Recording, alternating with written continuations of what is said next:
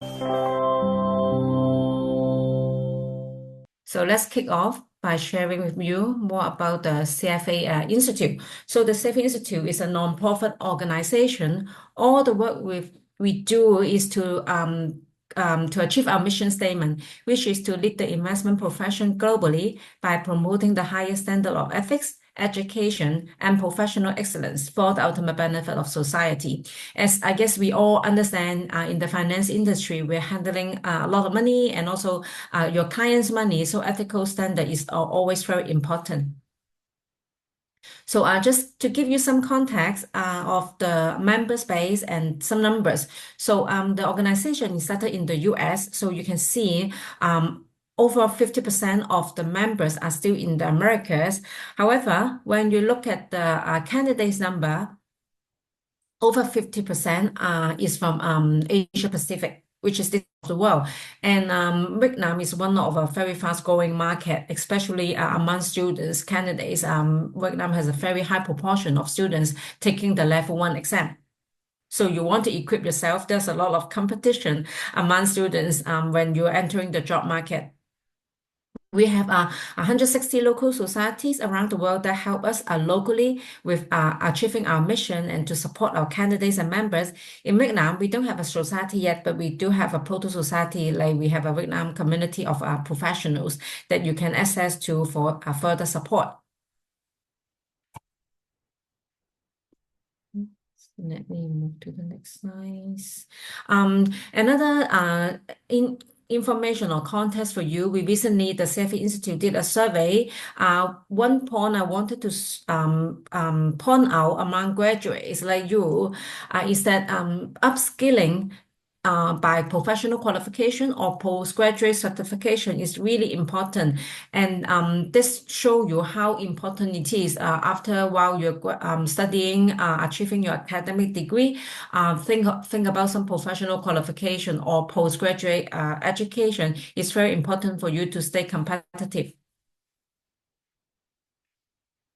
So who has the CFA charter? This is a map showing you what are the job roles that can be fulfilled by the CFA program.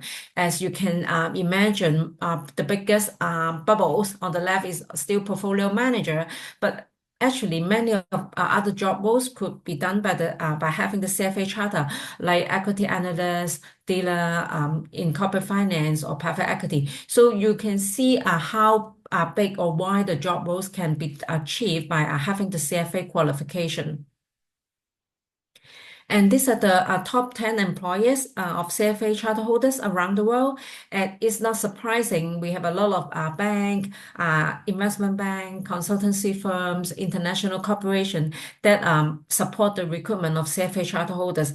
And even in Vietnam, I heard that many of the employers, when I meet them, they do recognize that students who apply for some entry job level to have a CFA level 1, because they really see the differences in terms of the technical knowledge you can get with the CFA level 1 pass in your resume. And these are the occupation that what CFA program candidates is doing. Besides students, what are their job? You'll be surprised many of people working in accounting or as auditor, they are pursuing the CFA exam. Of course, equity analyst and risk manager. So this is a good qualification or program for you to either enter into the market or if you want to look for a change in your career. Why should you start the CFA program? As I mentioned, to stay competitive. And one of the main reasons is that the CFA program is the highest standard in the industry. So no matter where you are in the world, the global mobility that the CFA program offer you is very important. Not only global, but even in Vietnam, as I mentioned, many of the employers do recognize the CFA program. And because of the very broad curriculum, you can really fulfill many of the job roles you inspired to, especially in the finance industry. And by joining this program, you are access to the very prestigious network of investment professionals. Start from joining the local community that you can have all the network you can get, which is very important in your career journey. And this is a map, slides to show you how broad the curriculum is and which that this broad curriculum of the 10 domains can help you to fulfill a lot of job roles especially in the entry level. So what does the program cover? As you can see here, the CFA program is a 3 levels program, level 1, level 2, level 3. While the level 1 is more focusing on your knowledge and comprehension, move on to level 2 will be more on application. And of course, to level 3 will be your synchronizing all the knowledge you get to construct a portfolio or to help your clients to achieve their goals. As I mentioned at the beginning, ethics is very important in our organization. So ethics is the core of among all 3 of the curriculum. It's always the very challenging part, which provide you the framework that how you deal with dilemma when you face with conflicts between client interests or your own perception on things. So it's always very important to understand ethics in the CFA program curriculum. And this is a more detailed breakdown of the curriculum topics. As you can see, ethics are on the core for all 3 levels. And when you move on to a higher level, to level 3, the focus will be more on the application, the portfolio constructions, assets allocation, and different pathway, which I will share with you a little bit more later. So how should you start with the CFA program? Now, even you are in a university, students, you can start the CFA program journey as long as you're 23 months away from graduation. So if you're in a 4-year program, as soon as you started the 3rd year, you can start the CFA program level 1. What you will always recommend our students is that you can utilize your study break or your term break in between 2nd year and 3rd year. And then when you start your 3rd year, you can do the CFA level 1. The advantage, of course, if you're in a finance program, you basically master a lot of the skills that you have in the level 1 exam. And also, if you get level 1 or even level 2 in your resume, or level 1 on your 3rd year, definitely can help you to get an internship. And then if you pass also level 2 before you graduate, that will definitely help you stand out in when you're looking for job, especially in the finance industry. How to get the CFA charter? Mostly we research with our candidates. You spend around 300 hours of studying, and once you register for the exam, all the materials you need will be on the online learning ecosystem, include practice question, mock exam, and you can have discussion board, and you also have mobile apps that synchronize across all the devices. And of course, if you want further help, you can always look for a prep provider like SmartTrain to help you to navigate the preparation journey. Benefits of starting your journey earlier, I just mentioned already. You can utilize your time, and you can also add a head start because you're in a finance program, and because you are still in a study mode, it's much easier for you to focus to prepare for the exam. Believe me, once you start working, it may not be as easy as now for you to stay focused when you have a lot of job commitment or social commitment. Some students always ask about the comparison between the MBA program or the CFA program. We always emphasize they are not exclusive, but then the CFA program will focus a lot of your technical skills, while the MBA will more for the broader business topics. So what we recommend, if you're interested in the finance or investment industry, you take the CFA level first, get a job in the company that you really want to work for, and then when you come up the ladder, you can take the MBA to enrich your management skill, leadership skills, or broader business skills. So this is the path to become a CFA charter. So pass all 3 levels of the exam and get the relevant working experience. Then you can become use the CFA designation. So you can pass level 1, level 2 during your university, but you can only take level 3 after you graduate. And many of the employers actually support the reimbursement of the CFA program. We offer computer-based testing since 2 years ago. So you can always have your exam in different test center location in a 10 days exam windows, and all the exam is a 2 times 135-minute sections with optional breaks. Then level 1 is a 180 multiple choice question. Level 2 will have item set question, which is to provide you with a certain scenario or context that you have to answer your question refer to specific situation.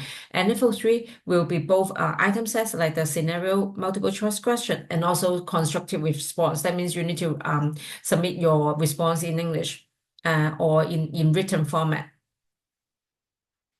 With the computer-based testing, now we have over 400 centers in over 100 markets, so making the exam much more easy and accessible to our candidates. And now I'm going to share with you more of the latest changes to the CFA program. We basically update our curriculum every year around 10 to 15%, but since last year, we do have 6 significant changes to the CFA program, which is not always happening, but this time we're revamping the program to make sure it's aligned to the market need, aligned to the candidates' response, and also the employers' needs to make sure our candidates are on demand in the market. So the first one is the eligibility change, which I mentioned to all of you before. Now students can take the exam as long as it is 23 months away from your graduation. So to re-emphasize the benefit, you can easily stand out from other competition if you get level 1 or even level 2 on your resume to help you get internship or to get help you to enter the job market after you graduate. And then for level 1, we also streamline our curriculum. As students like yourself in the finance program or your business program, you already master the basic concept like quantitative method, economics, or financial statement analysis pretty well. So we move all this content into a prerequisite, which will not be included in the CFA curriculum, but it will be offered to you also after you register. So you can choose if you want to spend time on those core concepts. This concept will not be tested directly in the CFA exam, but then of course we expected you to understand those before you can master the curriculum. Another thing we introduced is the practical skill modules, which is really to respond to the employers in the market saying we want our candidates who pass the level 1 or level 2 or when they complete all 3 levels, they are not only having the textbook knowledge, but they also have the on-the-job skills. When they sit on the desk at the first day of work, they already know what they're doing. So we added these practical skill modules like financial modeling, Python programming fundamentals for level 1, and then data science, analyst skills for level 2 and 3, and also, of course, portfolio development and constructions for level 3. How this works is a mix of videos and practice, multiple choice question, like spend you maybe 10 to 12 hours, 20 hours in terms of mastering the skills, the basic skills. And you have to complete this practical skills module in order to get your exam results. But this will not impact your pass or fail. You still do the exam to identify if you pass or fail, but this added modules on the practical skills is to help our candidates to master some basic, which is important for the job. So we will recommend you, for example, after you finish the exam, you will always have to wait for your exam results for 4 weeks to 6 weeks. Then during this time, finish at least one of these modules in order to get an exam result and also to equip some of the practical skills for the job.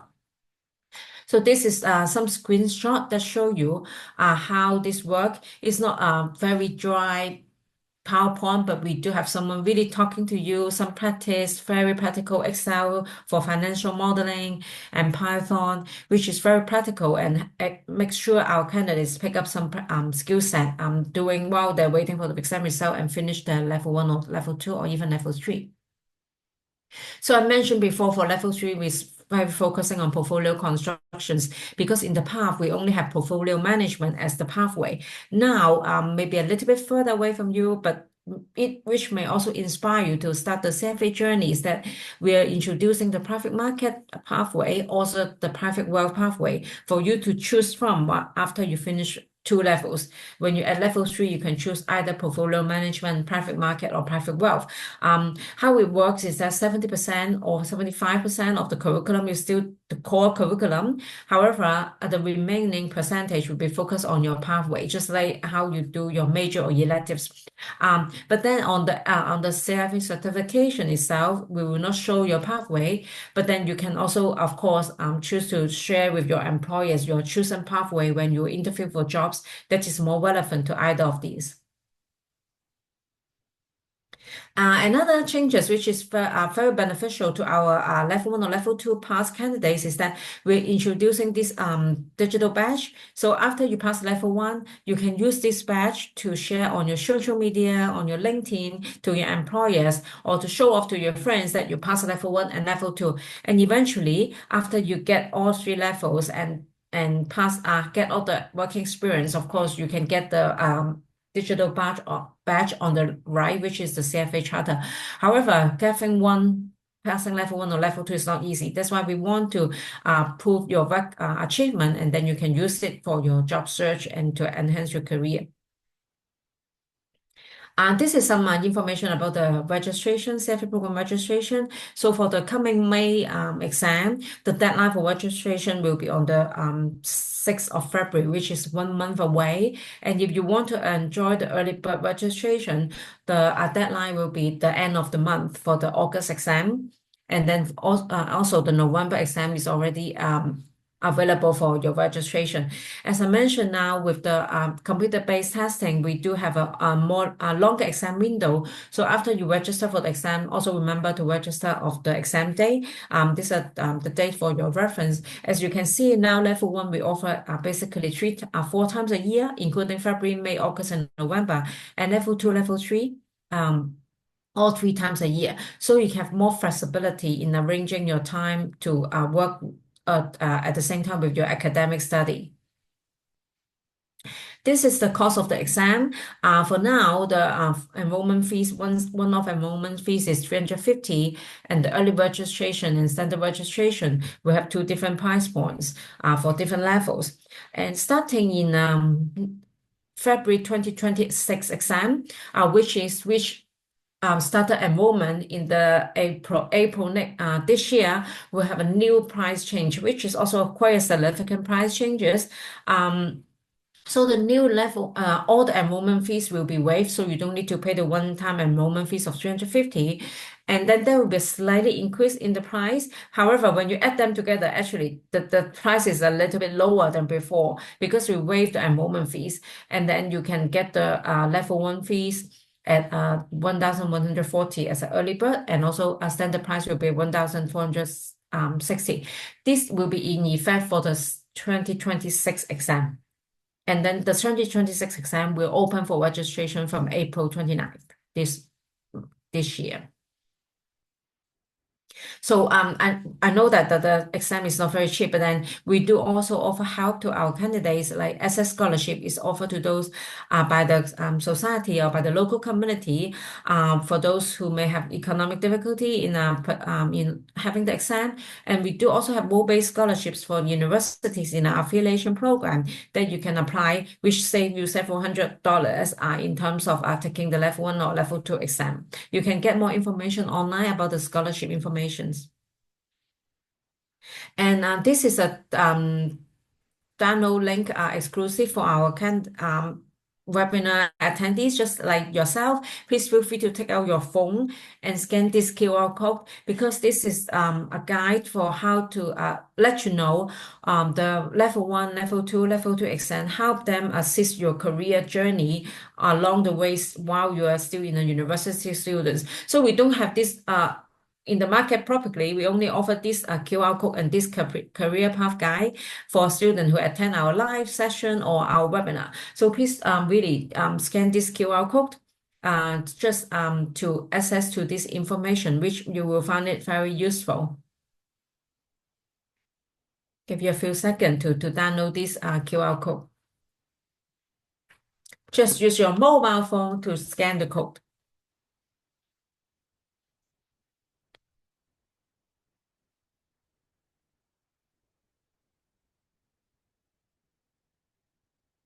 Okay, And then the next one is about some career webinars we are offering globally. So in the coming one will be in February. We do have a program on credit rating analysts, so you know what actually they're doing and how the CFA program prepare you.